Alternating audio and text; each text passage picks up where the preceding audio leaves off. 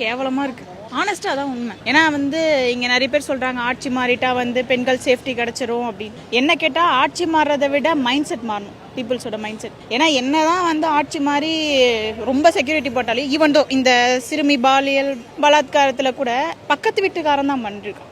நிறைய இன்சிடென்ட் பக்கத்து வீட்டுக்காரனுக்கு எந்த போலீஸ்காரன் போய் பாதுகாப்பு கொடுக்க முடியும்? யாராலையும் முடியாதுல்ல. அண்ட் முக்காவாசி இன்னுமே பாதிக்கப்பட்ட சிறுமிகள் சிறுவர்கள் இருக்காங்கன்னா அவங்க வீட்டில் கம்ப்ளைண்ட் கொடுக்கறதுக்கு யோசிக்கிறாங்க.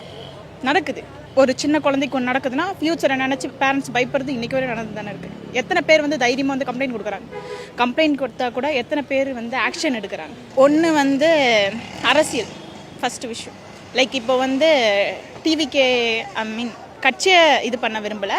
பட் நமக்கு பிடிச்ச ஒருத்தவங்க ஆட்சியில் இருக்காங்க அப்படின்னா அவங்க என்ன பண்ணாலும் கரெக்ட் அப்படின்னு சொல்லிட்டு நார்மலைஸ் பண்ண ஆரம்பிச்சிட்டாங்கன்னா அது எப்படி இருந்தாலும் எப்படி தான். ஏன்னா ஈவன் தோ அஃபேரையே நார்மலைஸ் பண்ணுறாங்க.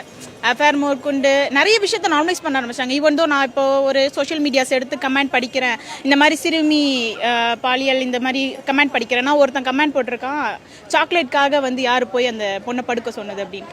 இன்ஃப்ளூயன்சர் பிடிக்குது அப்படின்றதுக்காக எது பண்ணாலும் அவங்க கரெக்டுன்னு இல்லை. முதல்ல கேள்வி கேட்கணும். அப்படியே தாண்டி யாராவது கேள்வி கேட்கணும்னா பதிலுக்கு தான் அகெயின்ஸ்ட் எழுதுல பேட் கமெண்ட்ஸ், நிறைய பேட் கமெண்ட்ஸ் சொல்ல போனால். லிட்டரலி நான் ஒரு கமெண்ட் பார்த்தேன். ஒரு பொண்ணு ஸ்டாலின் அவங்க எக்ஸ் சீஃப் மினிஸ்டர் தோத்ததுக்காக ஒரு கமெண்ட் பண்ணியிருக்காங்க. அதுக்கு கீழே ஒருத்தங்க கமெண்ட் பண்ணியிருக்காங்க, எத்தனை பேர் பாலியல் இதில் கஷ்டப்படுறாங்க தெரியுமா, டிஎம்கே எம்எல்ஏ அப்படி இப்படின்ட்டு போட்டு டிஎம்கே ஒரு மோசமான கட்சி, அவங்க தான் ரேப் பண்ணுறதுக்கு தூண்டுறது, அந்த மாதிரியான ஒரு கமெண்டை பாஸ் பண்ணியிருந்தாங்க. அந்த பொண்ணு அதுக்கு கீழே நான் சொன்ன விஷயத்தான் சொல்லியிருந்தாங்க, இங்கே மாற வேண்டியது மைண்ட் செட் தான், ஆட்சி கிடையாது. எந்த சிஎம்மும் போய் நீங்கள் ரேப் பண்ணுங்கன்னு சொல்ல போகிறது கிடையாது அப்படின்ற. அதுக்கு கீழே அவன் போட்டிருக்கான், 1 டேக்கு நீ புக்கிங்க்கு வருவியான்னு. அப்போது இதுக்கு முன்னாடி பெண் சேஃப்டி பற்றி பேசின ஒரு ஆள் தான்.